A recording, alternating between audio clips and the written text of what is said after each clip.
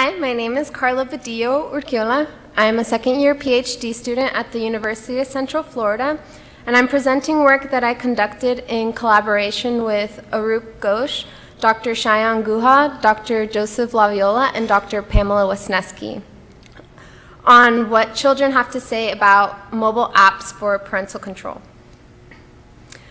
Adolescent online safety has become a very prominent issue for families, as 76% of teens have access to a smartphone. This gives teens near constant access to the internet, which is typically unmediated by parents because of what Blackwell calls practical obscurity, the idea that what one does online may not be visible to those in the physical world. Researchers have identified parental mediation as a key factor for protecting teens from online risks. Yet, a Pew Research study found that only 16% of parents use parental control apps on their teens' mobile devices. And a recent research study found that these apps operate by increasing parental control through the use of monitoring and restriction. The SIGCHI community has heavily studied technology, families, and online safety. More broadly, researchers have studied families and technology use in the home. For example, Blackwell and Heinecker have found that there are a number of tensions that exist between parents and children related to technology use in the home. For instance, parents sometimes underestimate the frequency of use and types of social media that teens use, and often when parents try to mediate what teens do online, teens just hear the words no. In a study based more around privacy, Craner found that both parents and teens agreed that teens do need some degree of privacy in order to gain independence from their parents in online spaces. In another area of research on mobile online safety and parental surveillance tools, some researchers have looked at mobile phones as a means to monitor the physical whereabouts of children, such as through the use of GPS tracking apps. However, this research has found that these types of monitoring may actually perpetuate paranoia and fear and undermine trust between parents and children. Yet, very little research exists on how parental control apps influence the relationship between parents and teens.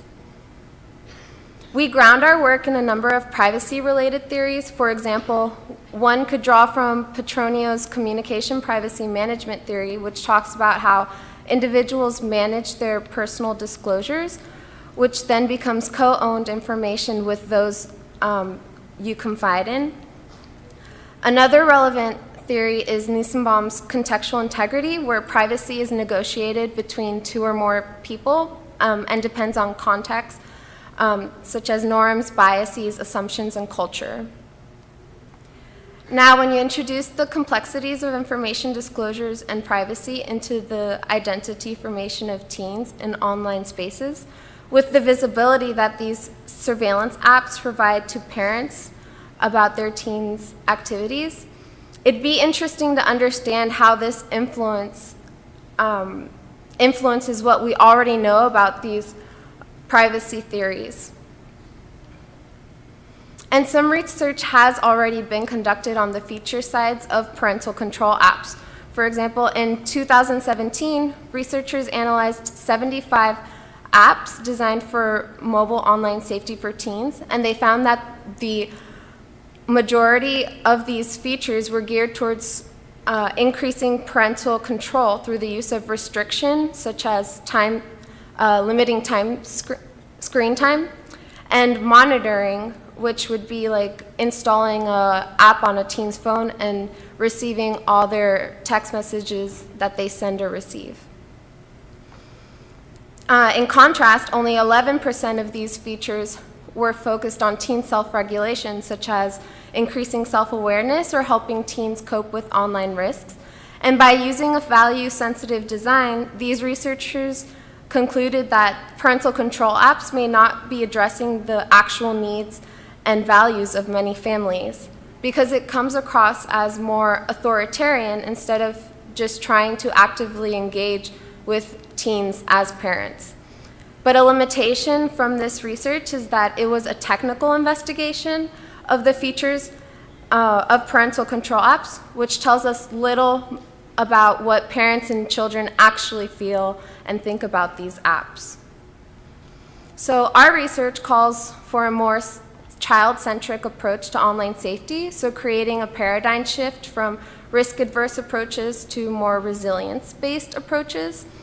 And Poole and Payton made a very crucial point that adolescents are understudied and weakly represented in HCI research in general. So our goal is to give the children a voice in the design of technologies that not only protect them, but may directly benefit them. And so to address this goal, we ask the following research questions. Do children generally like or dislike when parental control apps are installed on their mobile devices? What rationale do children provide for liking or disliking parental control apps? And how can we take children's viewpoints into account when designing these mobile technologies for their online safety? So to answer these questions, we scraped 29,272 publicly available user reviews. And to identify the child reviews from the parent reviews, we used target words examples like my parents, my mom, how many years old I am. And our final data set included 736 child reviews from 37 apps. Wisniewski examined features in current parental control apps with the TOSS framework to illustrate the imbalance between strategies that support parental control versus teen self-regulation. The TOSS framework includes 3 parental control strategies, which are monitoring, restriction, and active mediation, and then 3 self-regulation strategies such as self-monitoring, impulse control, and risk coping. We leveraged this existing TOSS framework from Wisniewski's work for our analysis. We first coded the reviews based on whether they mentioned the 6 online safety strategies in some capacity. For example, if the child said something like, oh, the app didn't let me do anything, then we would code that as restriction.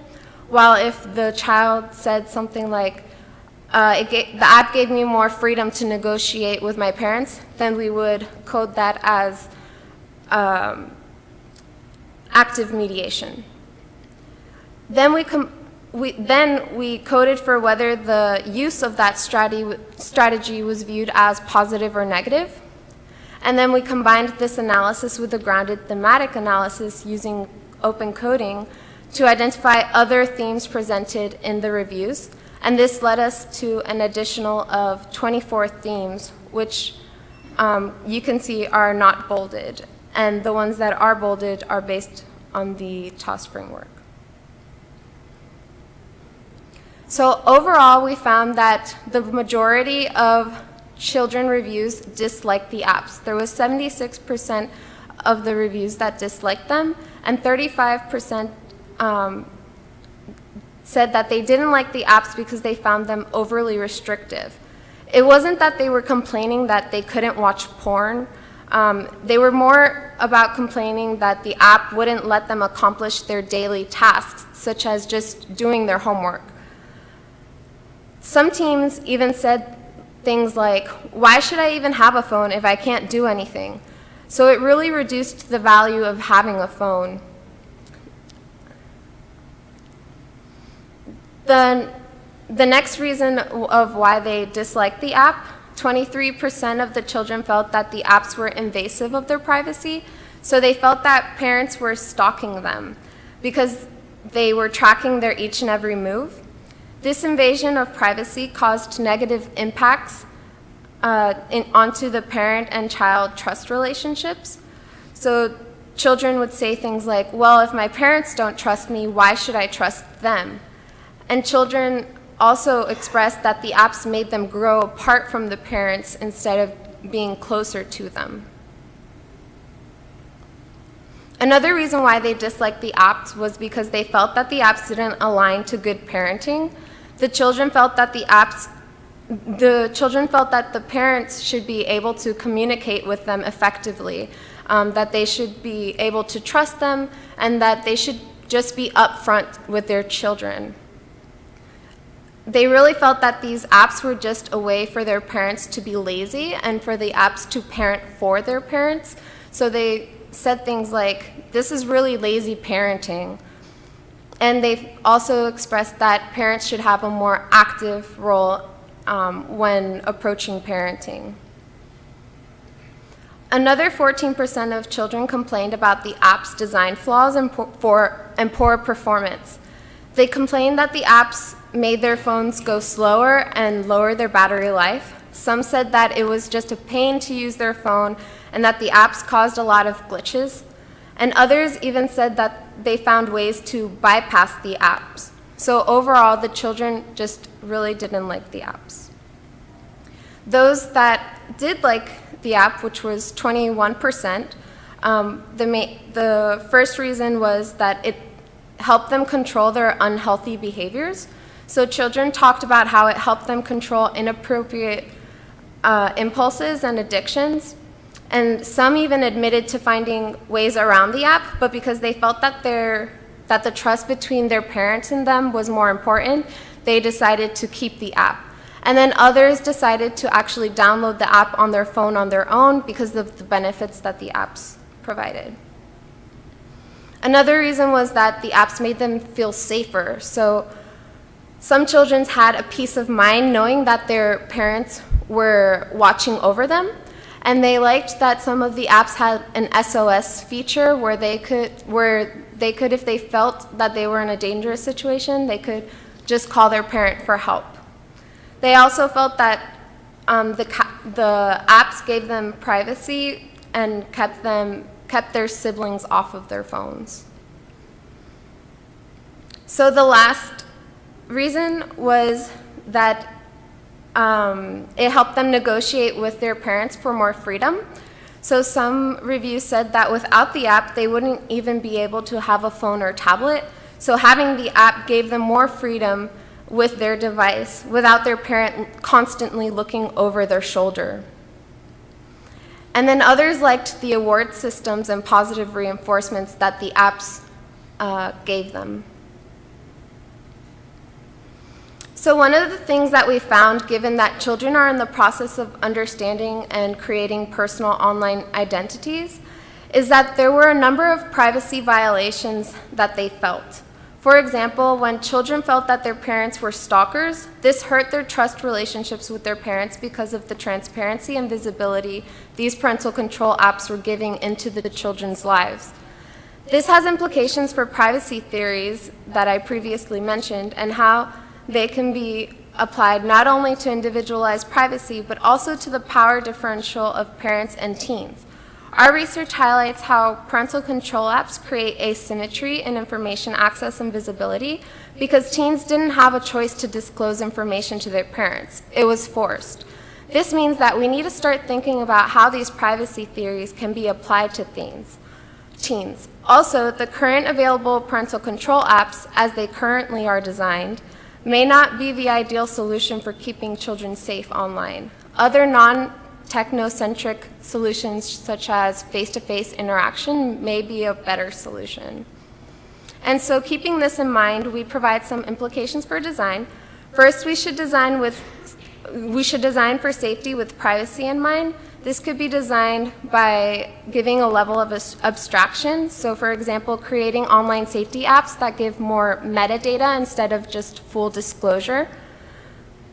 And then also treating teens as agents of their own online safety. So encouraging teens to self-regulate, providing teens with features that may be more personal benefiting for them, and that may allow them to negotiate more with their parents.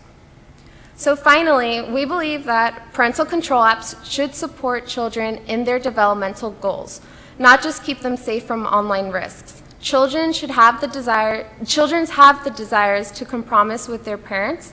However, based on previous work and our results, these features are heavily under-supported. We urge researchers, designers, and parents to consider our negative biases about children and realize that maybe parental control apps might not be the best way for parents to say, I love you. Thank you.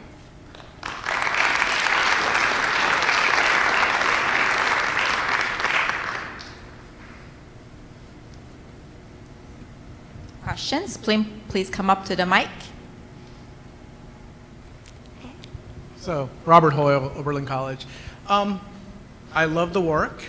I'm curious, given how much fear and paranoia there is about kids on online media and sexting, and you've basically shown that these parental control mechanisms are not necessarily going to help with that. Do you have suggestions on how we can get that message out? The message of... You need to talk to the kids. Nothing is going to do it for you. That's a really good question. I think it starts not just with the parents, but by us as designers and researchers. Like I said, we should start thinking about it in our designs and in the ways that we're developing this technology so that it can get out there. So I think it's kind of like a more community effort than just one single person. Thank you for your talk. I'm Catherine Blair. I'm from the University of Calgary. And your talk reminded me strongly of adventure playgrounds and the change from playgrounds being, or kids just roaming and playing, and then really safety-focused playgrounds where everything's covered in like rubber, and then you can't learn how to take risks. And I was wondering if you could talk more about that, like risk understanding in the teens themselves, and environments that like don't allow them to understand risks online versus environments that do, if that made sense. So we didn't really look much of the environments per se. Like we focused more heavily on just the parental control apps. So I'm not really sure how to answer your question, but I mean, we could take it offline and maybe discuss it more in depth. Yes, sure. Hi, thank you for this very interesting talk. I wondered if there were any kind of reflections on the way negotiation about capabilities, rights, things to do with the phone between the kids and their parents. Can you repeat that? Sorry. Yeah, so can you expand a little bit about the negotiations between kids and their parents? So the negotiation of why kids liked negotiating with their parents? What did we negotiate about? Okay. So basically, the children liked that they were able to negotiate like the rules that parents put on the technology. So maybe, for example, if a parent wants to be with a child while they're on their computer doing their homework or like doing that, the child felt that the app gave them their space, so the parent didn't have to be right next to them monitoring over their shoulder. They could have their phone in the kitchen while the parent was like in their bedroom or something. So those types of negotiations were talked about, and also like maybe time limits. Maybe if the parent had a strict time limit, the child felt that they were able to negotiate like how much time they could be on the phone or the device. Thank you. Mm-hmm. Any more questions from the audience? Well, I have one question. Mm-hmm. So your talk and your paper reminded me of these TV ads that are for cars, and I don't know if you've seen them, that the kid is going out and then the ad for the car is like, here's this thing that we have put in this car so that you can know where your kid is going when they're driving. I don't know if you've seen those or not, but just based on this description, I was wondering if you could just elaborate a little bit about how you think your findings from this work might potentially apply to those kinds of technologies, which are not necessarily mobile apps, but Right. So I haven't seen them, but I can talk about how it might apply in different contexts. So I'm assuming that it's kind of a similar parental control technology. So basically, I feel like our findings are saying that teens, it's not that they don't want to talk to their parents or that they feel like they don't have that they don't want to talk to the parent. On the contrary, like they'd rather have that conversation with their parent instead of their parent just restricting the technology and putting those devices on whatever they're using. And so those conversations are very important because then children understand why these rules are being made. It's not just like, oh, because I'm your parent, you're going to do this, and that's it. Like the more authoritarian role, this research is basically showing that we should go more into authoritative, where the parent and the child negotiate the rules, and they're both on the same page and understand each other. all right, great. Thanks for a great session.